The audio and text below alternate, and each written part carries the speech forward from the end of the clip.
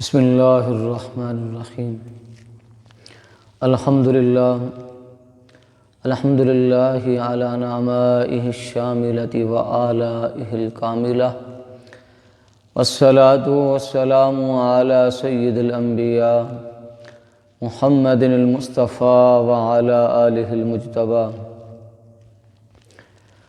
الصلاة والسلام علیکہ یا سیدی یا رسول اللہ وعلی آلک وصحابک یا سیدی یا حبیب اللہ۔ آج انشاءاللہ العزیز 15ویں سپارے کا خلاصہ بیان ہوگا۔ رب ذوالجلال نے اس سپارے کے آغاز میں اپنے محبوب علیہ السلام کے معراج کے معجزے کا ذکر فرمایا۔ رب ذوالجلال نے اس کا ذکر فرماتے ہوئے ارشاد فرمایا: سبحان الذی اسری بعبدہ لیلا من المسجد الحرام الی المسجد الاقصی الذی بارکنا حولہ لنریہ من آیاتنا انہ هو السمیع البصیر۔ پاک ہے وہ ذات جس نے اپنے بندہ خاص کو رات کو تھوڑے سے وقت میں مسجد حرام سے مسجد اقصی کی سیر کرائی۔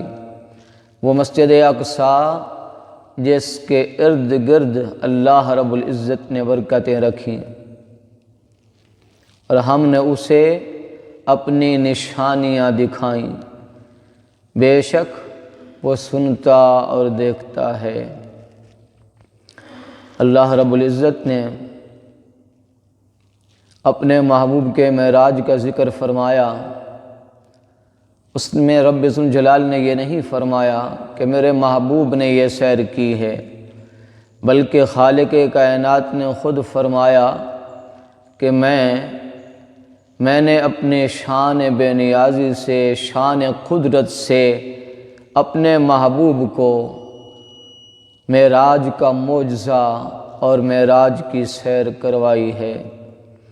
اسی لیے فرمایا سبحان، کیونکہ رات کے تھوڑے سے وقت میں مسجد حرام سے مسجد اقصی کا سفر کرنا جو 1 مہینے کی مسافت ہے، 1 مہینے کا سفر ہے، پھر مسجد اقصی سے آسمانوں کی سیر، آسمانوں سے لامکان کی معراج، لامکانوں سے بارگاہ خدا تک حاضری، یہ جملہ امور رب ذوالجلال نے انہیں اپنی پاک کلام میں بیان فرمایا۔ اپنی بارگاہ میں پہنچنے کا ذکر فرمایا۔ ثم دنا فتدلی فکان قاب قوسین او ادنا۔ یہ سارا معراج کا سفر رب ذوالجلال نے اس سفر کو آغاز فرمایا تو اپنے سبحان ذات ہونے کے ذکر کے ساتھ اس کو بیان فرمایا، تاکہ کائنات میں کسی کو بھی محبوب خدا کے معراج مصطفیٰ کے معجزے پر اعتراض نہ ہو سکے۔ یہ معراج کوئی خواب میں نہیں، کیونکہ رب ذوالجلال نے خود فرمایا وَمَا جَعَلْنَا الرُّؤْيَا الَّتِي أَرَيْنَاكَ إِلَّا فِتْنَةً لِلنَّاسِ۔ ہم نے اس کو کوئی خواب نہیں بنایا، بلکہ اس کو لوگوں کے لیے آزمائش بنایا۔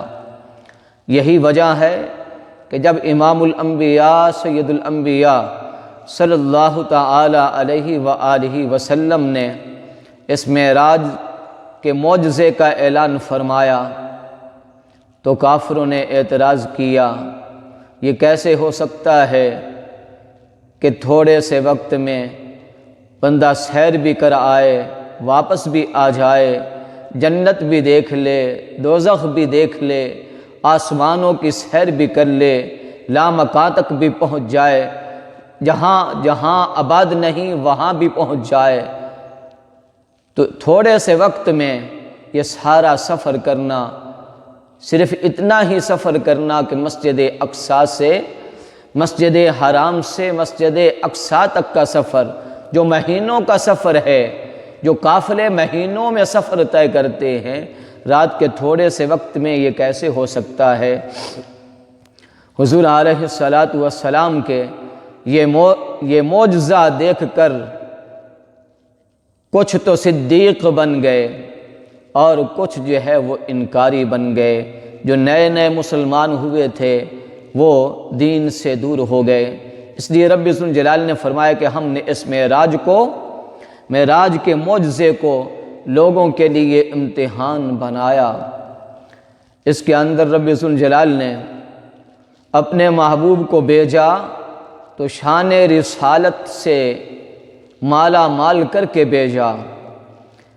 جب امام الانبیاء سید الانبیاء بارگاہ خدا میں حاضر ہوئے تو شان رسالت سے نہیں بلکہ شان عبدیت سے حاضر ہوئے۔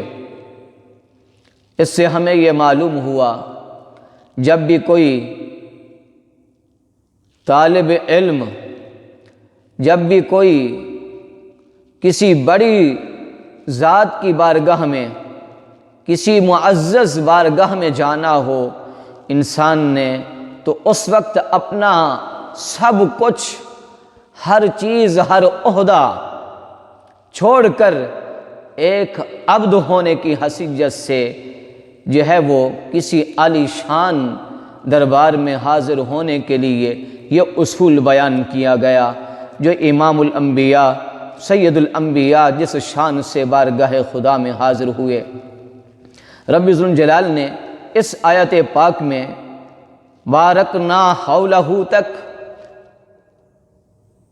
جو زمینی معراج ہے اس کا ذکر فرمایا، لِنُرِيَهُ مِنْ آیَاتِنَا إِنَّهُ هُوَ السَّمِيعُ الْبَصِيرُ میں رب ذوالجلال نے آسمانی معراج کا ذکر فرمایا۔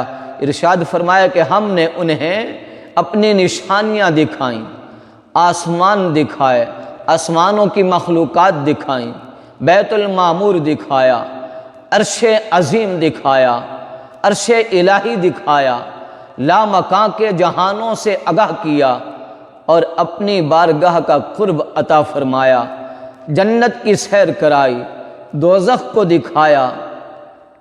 تو رب ذوالجلال نے اس سپارے کے آغاز میں اپنے محبوب کے معراج کے معجزے کا ذکر فرمایا۔ رب ذوالجلال نے اس کے بعد انسان کے نامہ اعمال کا ذکر فرمایا کہ انسان کا نامہ اعمال اس کے ہاتھ میں دیا جاتا ہے۔ رب ذوالجلال نے ارشاد فرمایا، اقرأ کتابک کفی بنفسک الیوم علیک حسیبا۔ رب ذوالجلال نے ارشاد فرمایا انسان کا نامہ اعمال اسے دے دیا جائے گا کہ تو اس کو پڑھ لے اور وہی نامہ اعمال اس کے لیے کافی ہو جائے گا۔ رب ذوالجلال نے اس کے بعد اپنی عبادت کا ذکر فرمایا، والدین کے ساتھ احسان کا ذکر فرمایا۔ رب ذوالجلال نے اس کے بعد معاشی معاملات میں، ازدواجی معاملات میں، اولاد کے حقوق میں، ہر عمل میں رب ذوالجلال نے فضول خرچی سے منع فرمایا، ناحق قتل سے منع فرمایا، زنا سے منع فرمایا، وعدوں کو پورا کرنے کا حکم دیا، چلنے کے آداب سکھائے کہ جب چلو تو بڑی نرمی کے ساتھ چلو۔ اس کے بعد رب ذوالجلال نے اعلان فرمایا وَإِن مِّن شَيْءٍ إِلَّا يُسَبِّحُ بِحَمْدِهِ، زمین کے اندر ہر چیز اللہ کی تسبیح بیان کرتی ہے۔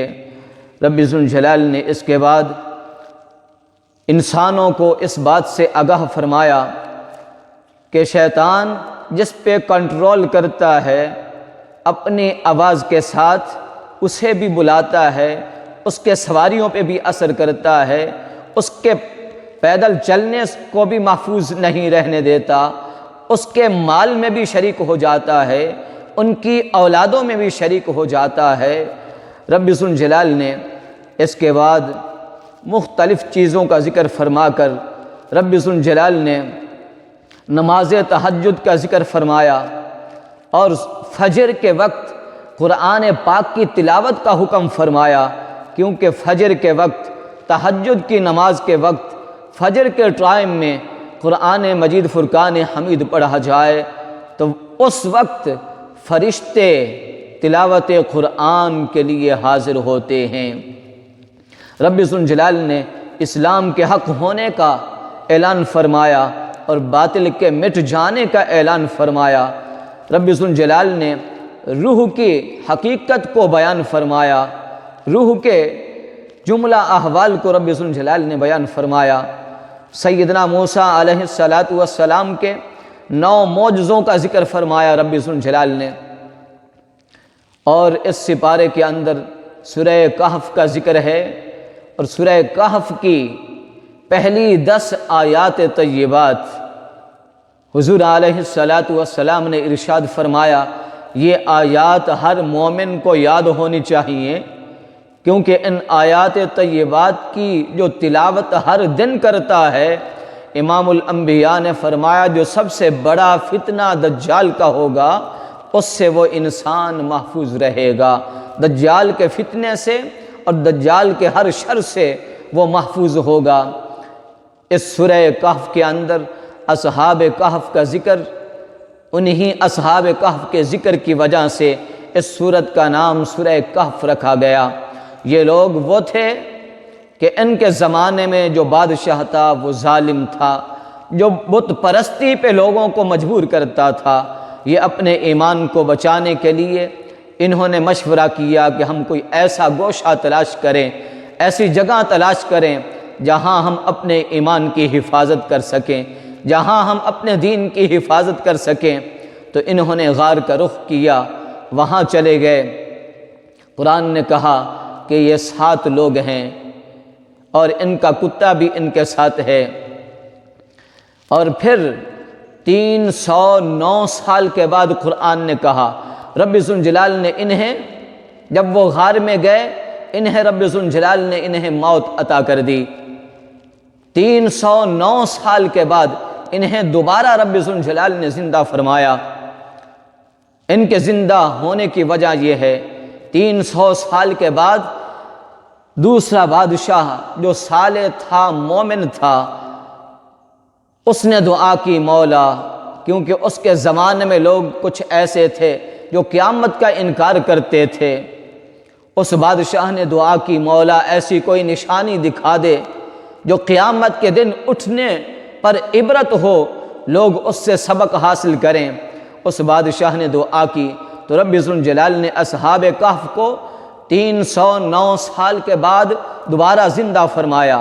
وہ حشاش بشاش اٹھے، ان کے جسموں کو کوئی خراش نہیں آئی، ان کے کپڑوں تک کوئی چیز خراب نہیں ہوئی، ان کے بالوں تک ایک بال تک کوئی اثر جو ہے کسی چیز کا نہیں تھا۔ رب ذوالجلال نے ان کو دوبارہ سے جب زندہ کیا، ایسے تھے وہ جیسے حشاش بشاش، جیسے انسان تیار ہو کے حشاش بشاش ہو جاتا ہے۔ انہوں نے مشورہ کیا اب ہم کھانے کے لیے کچھ لیں۔ انہوں نے اپنے ایک ساتھی کو بھیجا بازار، اپنا سکہ اس وقت کا دے کر۔